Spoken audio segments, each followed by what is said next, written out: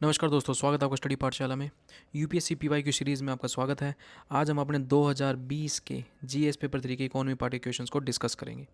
तो let's start. आज का जो क्वेश्चन है वो है explain the intra generational and inter generational issues of equity from the perspective of inclusive growth and sustainable development. तो इस क्वेश्चन को कैसे अटैम्प्ट किया जाए, 150 वर्ड में आपको 10 मार्क्स का एक क्वेश्चन अटैम्प्ट करना है। तो इंट्रोडक्टरी पार्ट में आपको डिफाइन करना है इस कंसेप्ट के बारे में, इक्विटी कंसेप्ट के बारे में, राइट, इंक्लूसिव ग्रोथ के बारे में, सस्टेनेबल डेवलपमेंट के बारे में। देन आपको एक्सप्लेन करना है कि इंटर जनरेशनल इक्विटी और उसके इश्यूज़, और इंट्रा जनरेशनल इक्विटी देन उसके issues.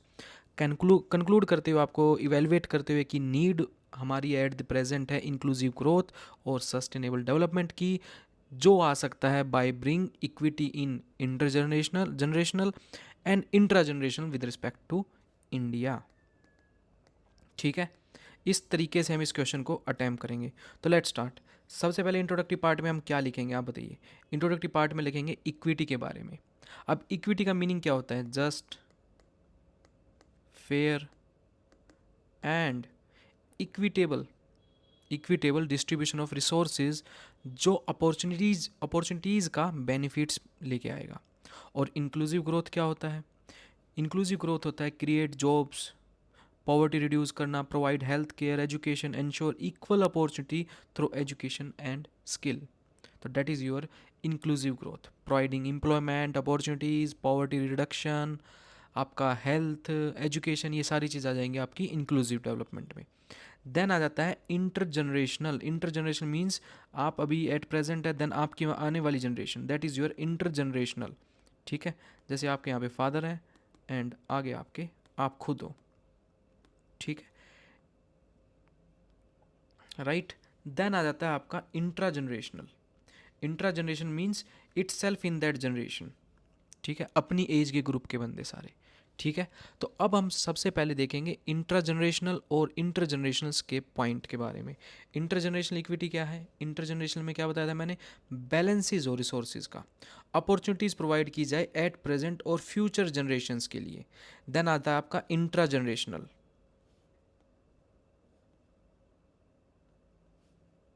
Sorry, just a second.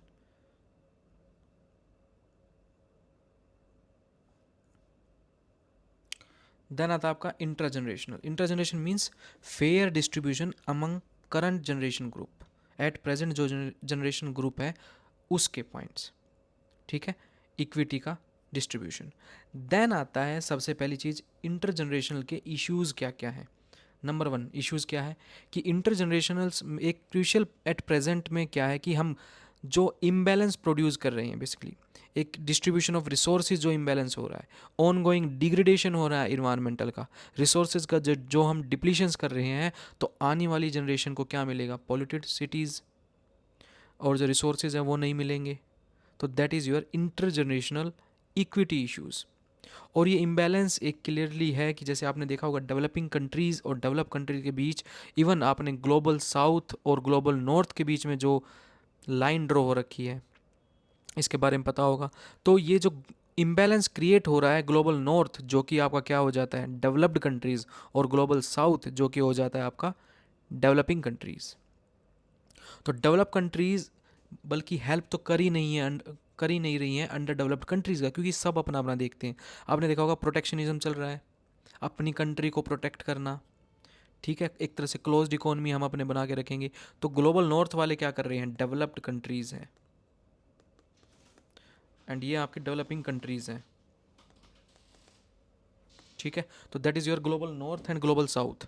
तो इसमें क्या हो रहा है कि अंडर डेवलप्ड कंट्रीज़ को ग्रीन टेक्नोलॉजीज़ और मिटिगेशन कराना, और अडेप्टेशन, माइग्रेशंस, इनकी अप्रोच जितनी जो भी है, इन्वायरमेंटल डिग्रेडेशन, इनकी हेल्प नहीं कर रहे हैं। तो इम्बैलेंस है इनके बीच, तो लैक ऑफ सपोर्ट है इनके बीच। और एम्फेसाइज किस पे करना है? बेसिकली मेन चीज़ हमें क्या करना है? इंटर जनरेशनल मीन्स फ्यूचर के जो नीड्स हैं, जो रिक्वायरमेंट्स हैं, सस्टेनेबल डेवलपमेंट है, उसको प्रिजर्व करना रिसोर्सेज को। तो ये इश्यूज़ हैं। इंट्रा जनरेशनल इक्विटी इश्यूज़ क्या है कि राइट्स एंड रिस्पॉन्सिबिलिटीज जो दी जा रही है फॉर इक्विटेबल रिसोर्सेज जो यूज़ करना है विद इन ए जनरेशन। आपस में वो चल रहा है, कंपटीशन चल रहा है कि तुम इतना अगर डेवलप करोगे तो हम और भी डेवलप करेंगे। तो रिसोर्सेज का मॉडरेटली यूज़ नहीं हो रहा है, एक्सप्लॉइटेशन हो रहा है। तो in order to promote intra generational equity, promote करने के लिए क्या करना पड़ेगा, concept of social justice propagate, agenda फैलाना पड़ेगा, वेलफेयर स्कीम्स लेके आनी पड़ेंगी जैसे सब्सिडीज, रिजर्वेशंस, ताकि गवर्नमेंट हेल्प कर सके vulnerable sections of this society को। जैसे आपने देखा इंडिया की जो 1991 के बाद एलपीजी रिफॉर्म के बाद जो जॉबलेस ग्रोथ थी हुई बड़ी, इनइक्वालिटी बढ़ी, फ्री मार्केट जो प्रिंसिपल है उनको एडवोकेट करना, मिनिमल जितना भी स्टेट इंटरवेंशन है वो कम होता गया, कॉन्फ्लिक्ट क्रिएट होता जा रहा है। तो इंक्लूसिव ग्रोथ इंश्योर करेगी आपकी equitable benefits and from your economical growth, this are the issues. आप देखेंगे फ्री मार्केट डिमांड क्या कर रहा है, रोल बैक आ रहा है स्टेट्स के ऊपर, मार्केट में सॉल्यूशंस, बहुत सारी प्रॉब्लम्स क्रिएट हो रही हैं, ट्रिकल डाउन इफेक्ट रिजल्ट कर रहा है क्या, jobless growth, increase in inequality. तो इस कंसेप्ट को समझते हुए इंक्लूसिव ग्रोथ की बहुत ज़रूरत है, इंट्रोड्यूस करने की ज़रूरत है, ताकि equitable opportunities for economy participants हमें प्रोवाइड कराए जा सके, ताकि आपकी इकोनॉमिक ग्रोथ बढ़ सके। कंक्लूजन में आप क्या लिखेंगे कि प्रॉपर डिस्ट्रीब्यूशन हो रिन्यूएबल और नॉन रिन्यूएबल रिसोर्सेज का, ताकि एनफ, मतलब not enough ensure environmental securities को भी आपका बचा के चले। डिस्पोजेबल, जो डिस्पोजल होगा दोज रिसोर्सेज का आफ्टर यूटिलाइजेशन रिसाइकल करें, ठीक है। जो इम्पोर्टेंट है वहीं काम करें, इन्वायरमेंटल डिग्रेडेशन जो हो रहा है उसको रोक के रखें, ठीक है। रिन्यूएबल रिसोर्सेज का ज़्यादा यूज़ करें, और डेवलपिंग कंट्रीज जैसे आपकी इंडिया है और इंट्रा जनरेशनल जैसे आपका है, इक्विटी का एक प्रॉपर यूटिलाइजेशन हो, ठीक है। इंटरजनरेशनल और intergeneration equity is critical for balance development, एक बैलेंस डेवलपमेंट करने की ज़रूरत है इन यूर इंट्रा जनरेशन और इटसेल्फ और आपका इंटर जनरेशन इटसेल्फ। तो इस तरीके से हम इस कंक्लूजन पार्ट को लिखेंगे। देन आ जाता है आपका सेकंड क्वेश्चन। सेकंड क्वेश्चन में क्या बताया गया कि define potential GDP and explain करना है डेट्रीमेंट्स, what are the factors that have been inhibited India from the realization of the potential GDP। तो सबसे पहले आप क्या लिखेंगे इंट्रोडक्टिव पार्ट में, obviously concept of potential GDP. Then body part में आप एक्सप्लेन करेंगे डेट्रीमेंटल्स, देन डिस्कस करेंगे factors that inhibits India from realising its potential GDP, और कंक्लूड करते हुए सजेशन देंगे, आपके मेजर्स बताएंगे टू मिटिगेट द क्राइसिस। सबसे पहले पोटेंशियल जीडीपी क्या होता है, एक ऐसी इकोनॉमी, बेसिकली क्या है, एक थ्योरेटिकल कंसेप्ट है। डेफिनेशन में क्या लिखेंगे, एक थ्योरेटिकल कंसेप्ट है जो बता रहा है कि एक इकोनॉमी ऐसी फुल एम्प्लॉयमेंट हो वहाँ पर अचीव हो जाए, और एग्रीगेट डिमांड जो है, डिमांड इज इक्वल टू हो सप्लाई के बराबर। तो प्रॉपर आपका पोटेंशियल जीडीपी जो 100% पोटेंशियल है वो यूटिलाइजेशन हो रहा है, ठीक है, not exceeding your aggregated supply. तो it is a level of output that an economy can produce, एक कॉन्स्टेंट इन्फ्लेशन रेट रहे, ठीक है। It can defined as the higher market value that can be produce by economy over a period of time. तो मतलब क्या है, highest market value of goods and services over time. अब detriments of the potential GDP क्या है, सबसे पहली चीज़ डेट्रीमेंट्स क्या क्या है, कैपिटल स्टॉक नंबर 1, अगर अवेलेबिलिटी है कैपिटल स्टॉक्स की, जो डिटरमाइंस करेगा एक्सटेंट ऑफ इकोनॉमिक आउटपुट। अब कैपिटल होगा तभी तो इन्वेस्ट होगा ना, इन्वेस्टमेंट होगी। अब इन्वेस्टमेंट के लिए कैपिटल तो है, इन्वेस्टमेंट हो गई, बट चाहिएगा क्या, लेबर फोर्स। लेबर फोर्स की क्या होगा, फिजिकल एसेट तो हो गया, प्रोडक्शन के लिए हमें एक फिजिकल एसेट प्रोवाइड कर दिया गया, बट उस फिजिकल एसेट को लेबर भी तो चाहिए होगा ना। लेबर फोर्स क्या होगा, employment level influenced by the demographic and participation rates जो है। देन आपका आ जाएगा नॉन एक्सेलरेशन इन्फ्लेशन रेट भी होनी चाहिए ऑफ आपका अनएम्प्लॉयमेंट, स्टेबलाइज इन्फ्लेशन होनी चाहिए उस टाइम पर, ठीक है। स्पेसिफाई करेगा unemployment rate at which the rate of inflation stabilise, ना बढ़ रही है ना घट रही है। अदर फैक्टर्स हो सकते हैं, लेबर एफिशिएंसीज पे आ जाएगा, प्रोडक्शन कैपेसिटी पे आ जाएगा, लिक्विडिटी हो जाएगा, फिजिकल सपोर्ट गवर्नमेंट कितना कर रही है, ये सारी चीज़ें आ जाएंगी। देन आपका पॉइंट आ जाता है फैक्टर्स दैट इनिबिट्स आपका इंडिया का पोटेंशियल जो है, ग्रोथ का जो पोटेंशियल है उसको क्या क्या इनिबिट्स कर रहा है। नंबर 1 आपका ग्लोबल स्लो डाउन। आप देखेंगे ट्रेड वॉर चल रहा है, यूएस चाइना का ट्रेड वॉर लगा लीजिए, तो ये क्या करेंगे, प्रोटेक्शनिज्म पॉलिसी का यूज़ करेंगे, ये मैंने एक्सप्लेन किया था। Decrease rate of savings, savings घट रही हैं लोगों की, राइट। तो सेविंग्स घट रही हैं, सेविंग्स कहाँ करते हैं लोग, बैंक्स में। तो बैंक्स में करते हैं तो बैंक्स के पास क्या होगा, इन्वेस्टमेंट होगी, और इन्वेस्टमेंट कहाँ यूज़ होती है? बैंक लोन देते हैं for investment capital stock. Lower private sector investment, क्यों लोअर प्राइवेट सेक्टर इन्वेस्टमेंट हो रहा है? लार्जेस्ट वर्किंग पॉपुलेशन है जिसमें, है ना, तो इसमें क्या हो रहा है कि कम इन्वेस्टमेंट हो रहा है, राइट। इसका हमने अगला पॉइंट कर लिया। सबसे पहला आपका पुअरली स्किल्ड वर्कफोर्स। आपने देखा होगा वर्कफोर्स जो है, मैंने बताया था 2 से 5% ही आपकी स्किल्ड वर्कफोर्स है, अदरवाइज आपकी अनस्किल्ड वर्कफोर्स है, तो वो अनएम्प्लॉयड हो जाएंगे। देन आपका आ जाएगा लोअर इंटरेस्ट पे आपका जो है इन्वेस्टमेंट घट रही है प्राइवेट सेक्टर्स की, जो किस वजह से? आपका इस वजह से ट्विन बैलेंस शीट, ये कल भी कराया था मैंने, ट्विन बैलेंस शीट बढ़ रही है, तो इन्वेस्टमेंट घट रही है। लार्ज स्केल पे गवर्नमेंट बोरोइंग्स हो रहा है, मतलब क्राउडिंग आउट इफेक्ट हो रहा है प्राइवेट सेक्टर्स में, तो इसलिए इम्पैक्ट ऑफ पेंडेमिक, जैसे आपने कोविड-19 का इम्पैक्ट देखा, जो सीवियर इकोनॉमिक्स आपका स्लो डाउन भी हो गया था, डाउन टर्न हो गया था। Iniquity, unequal growth affected the potential GDP, ठीक है। देन आ जाएगा आपका large informal economy, existence of the large informal economy, sorry informal economy. Large informal economy का क्या मतलब है? एमएसएमई जो है, बेस्ट रिसोर्सेज अवेलेबल नहीं है उनके पास, और जो स्पेशली जो टैलेंटेड स्किल वर्क फोर्स है, जिनको वर्क नहीं मिल रहा है, तो उनको कहाँ वर्क करना पड़ा है? एमएसएमईज में। तो रिसेंट सर्वे के अकॉर्डिंग देखा जाए कि only about 46% graduated are employ anywhere in the relevant skills जो है उनकी वहाँ पर काम कर रहे हैं, अदरवाइज सब इनफॉर्मल इकोनॉमी में काम कर रहे हैं। That is your lack resources of skill talent, ठीक है। स्किल टैलेंट की जहाँ पर रियल में ज़रूरत है वहाँ पर नहीं हो रही है। तो वे फॉर्ड में हम क्या करेंगे? पॉलिसी रिफॉर्म्स लाने की ज़रूरत है, ताकि एम्प्लॉयमेंट जनरेशन हो सके, रिसोर्स मोबिलाइजेशन किया जा सके, और आपका एक्सपोर्ट प्रमोशन किया जा सके। देन आपका इंप्रूव करना पड़ेगा वेजेस का, ताकि बूस्ट प्राइवेट कंजप्शन हो सके। मैनेज करना पड़ेगा आउटपुट गैप, यानी फिजिकल एंड मॉनेटरी मेजर्स को काउंट करना पड़ेगा, निकाल के लेके आना पड़ेगा, ठीक है। देन नेक्स्ट आता है आपका रूरल ग्रोथ पॉलिसी, ताकि एनहांस किया जाए रूरल इकोनॉमी की।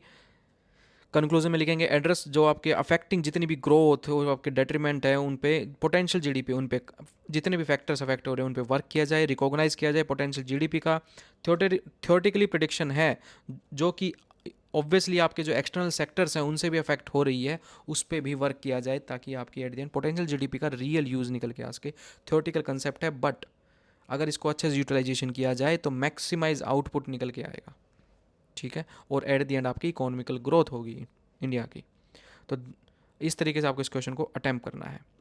तो चलिए आपके नेक्स्ट क्वेश्चन पे चलते हैं। What are the challenges and opportunities of the food processing sector in country? ये आप देखेंगे 2015 में क्वेश्चन आया, इवन आपने देखा होगा 2017 या 18 में भी आया, और आपके अब 2020 में भी आ रहा है। तो देख रहे हैं, मतलब फूड प्रोसेसिंग इंडस्ट्री यूपीएससी का एक हॉट टॉपिक हो गया है, तो इस पे तो आपको प्रॉपर नॉलेज होनी चाहिए। तो फूड प्रोसेसिंग इंडस्ट्री का बारे में पूछ रहे हैं, how can income of the farmer भी सब्सटेंशियली इंक्रीज किया जा सकता है बाय एनकरेजिंग फूड प्रोसेसिंग? तो सबसे पहले वही इंट्रोडक्टरी पार्ट में क्या लिखेंगे, कुछ आपको फूड प्रोसेसिंग सेक्टर के बारे में लिखना है, उसके सिग्निफिकेंस बताने हैं। देन आपको डिस्कस करने हैं क्या चैलेंजेस जो जो फूड आपका प्रोसेसिंग इंडस्ट्रीज़ में आ रहे हैं। देन अपॉर्चुनिटीज़, देन आपको एक्सप्लेन करना है कि फूड प्रोसेसिंग इंडस्ट्री फार्मर की इनकम बढ़ाने के लिए बहुत हेल्पफुल है। देन कंक्लूड करना है सारे सजेशन देते हुए। तो इस तरीके से हम क्वेश्चन को अटैम्प्ट करेंगे। ओवरव्यू में आप क्या बताएंगे? सबसे पहले डेफिनेशन लिखेंगे कि फूड प्रोसेसिंग इंडस्ट्री क्या है। एक पोटेंशियल सोर्स है जो सिनर्जी प्रोवाइड कर रहा है किसके बीच में? इंडस्ट्री, सबसे पहली चीज़। नहीं, सबसे पहले आपका आएगा एग्रीकल्चर, या एग्रीकल्चर। एग्रीकल्चर प्रोडक्ट्स कहाँ जाएंगे? इंडस्ट्रीज़ में, डायरेक्टली इंडस्ट्रीज़ में, कोई मिडल मैन नहीं है। और इंडस्ट्री से डायरेक्ट कहाँ जा रहे हैं? कंज्यूमर्स तक। इनके बीच सिनर्जी बनाए रखेगा। तो इंक्रीज़ करेगा फार्म रेट प्राइसेस को, जितने भी वेस्ट है उनको रिड्यूस करेगा। इंक्रीज फार्म गेट प्राइसेस, जितने भी वेस्ट है उनको रिड्यूस करेगा, ऐड वैल्यूज़ निकल के आएंगी, और प्रमोट करेगा क्रॉप डाइवर्सिफिकेशन को। कौन को डाइवर्सिफाई करेंगे? फार्मर्स। जनरेट करेगा एम्प्लॉयमेंट और बूस्ट करेगा आपका एक्सपोर्ट। देन आपका स्टेटस देखा जाए एफपीआई का, कंट्रीब्यूट करता है 32% ऑफ इंडियाज़ फूड मार्केट, जबकि फिफ्थ ग्लोबल प्रोडक्शन में भी, कंजम्पशन में भी, और एक्सपोर्ट ग्रोथ में भी इंडिया का नाम है। ग्रोस वैल्यू अगर देखी जाए तो 1.30 लाख करोड़ तक से लेके 2.8 लाख करोड़ ओवर 5 ईयर ये कर चुका है काम। देन आता है आपका चैलेंजेस। सबसे बड़ा पॉइंट ये आता है चैलेंज में, सबसे पहले क्या साइड आएगा? सप्लाई साइड, मतलब सप्लाई साइड मतलब फार्मर की साइड से देखा जाएगा। फ्रेगमेंटेड लैंड होल्डर्स हैं, ठीक है, टुकड़ों में ज़मीन से सबके पास, फ्रेगमेंटेड है, इनएडिक्वेट फैसिलिटीज़ है वहाँ पर। इनएडिक्वेट फैसिलिटीज़ में आपका इंफ्रास्ट्रक्चर फैसिलिटीज़ भी आ सकता है, फार्मर के सिवा इतनी टेक्नोलॉजी नहीं है, तो इनएफिशिएंसी बन निकल के आती है। सॉरी, आपका अगर वेस्टेज ज़्यादा हो रहा है, इनएडिक्वेट फैसिलिटीज़ के कारण वेस्टेज भी ज़्यादा हो रहा है। डिमांड साइड, जहाँ डिमांड है, अर्बन इकोनॉमी में तो डिमांड है, बट रूरल इकोनॉमी से वहाँ पर ट्रांसपोर्टेशन करना, that is your infrastructural bottleneck.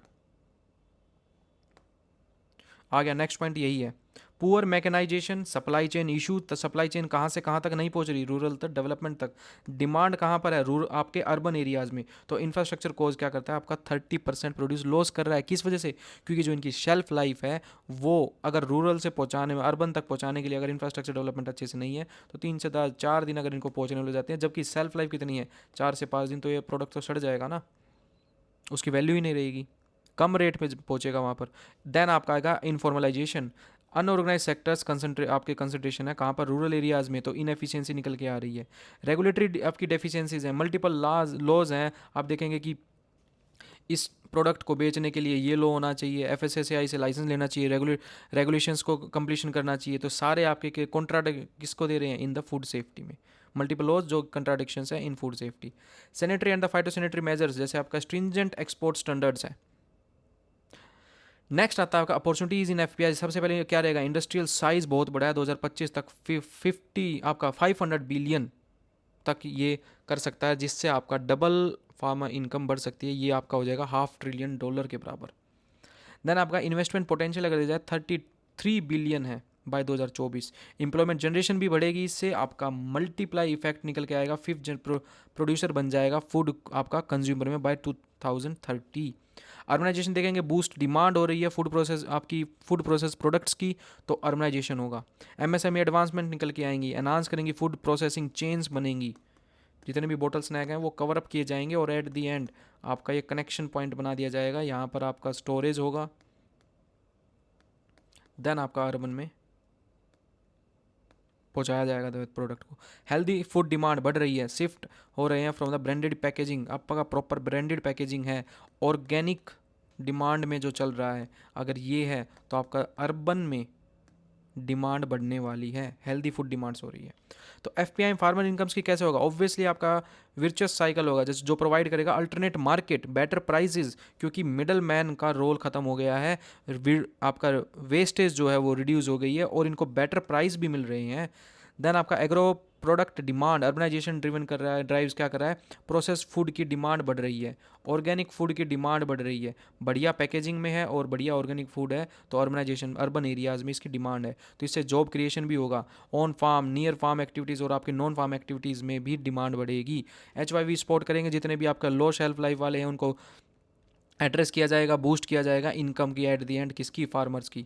Export potential आपका देखेंगे, प्रोसेस एक्सेस क्या करता है आपका, produce for export, foreign exchange benefits मिलेंगे काफ़ी। कंक्लूजन में आपको लिखना है, यूटिलाइजेशन एक्सेस प्रोडक्शन रहेगा, एंश्योर फूड और आपका न्यूट्रिशन सिक्योरिटी का हम करते हैं, तो एट द एंड आपका फार्मर को सपोर्ट करने वाला है। इंडियन इकोनॉमी के लिए कि 5 ट्रिलियन जो गोल है, डबल फार्मर इनकम का जो है वो अचीव किया जा सकता है, प्रमोट किया जाए सेल्फ आपका विलेज सेल्फ सफिशिएंसी, और बूस्ट किया जाए जीडीपी को, और एट दी एंड आपका इंफ्रास्ट्रक्चर डेवलपमेंट में, एम्प्लॉयमेंट जनरेशन में, और आपका इन्वेस्टमेंट में, ताकि इंडस्ट्रियल साइज बढ़ सके, आपका $500 बिलियन जो 2025 का टारगेट है वो अचीव हो सके, और एट दी एंड फार्मर की जो डबल इनकम का जो टारगेट है वो अचीव किया जा सके by your FPI, food processing industry. इस तरीके से हम इस क्वेश्चन को कंप्लीटली करेंगे, और आप इन क्वेश्चंस को राइट डाउन करके देखिए, बहुत इंपॉर्टेंट क्वेश्चंस है तीनों, अच्छे से इनको अटैम्प्ट कीजिए, और इनको जो भी आपको पॉइंट समझ नहीं आ रहा आप इनसे दोबारा रिवाइंड करके देख सकते हैं। तो ये आपके तीनों क्वेश्चन इंपॉर्टेंट है, कल हम आपके दोबारा तीन या चार क्वेश्चन जो भी होंगे उनको हम अगेन कल मिलेंगे। Thank you and have a nice day.